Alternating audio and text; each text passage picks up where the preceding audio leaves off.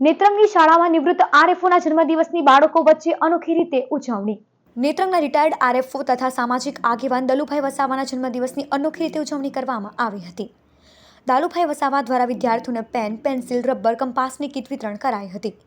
શિક્ષણ બાબતે બાળકોને જાગૃત પણ કરાયા હતા। નેત્રંગની વિદ્યાદીપ આશ્રમ શાળા ખાતે બાળકો સાથે કેક કાપી એમના દ્વારા બાળકો માટે જમવાની પણ વ્યવસ્થા કરવામાં આવી હતી।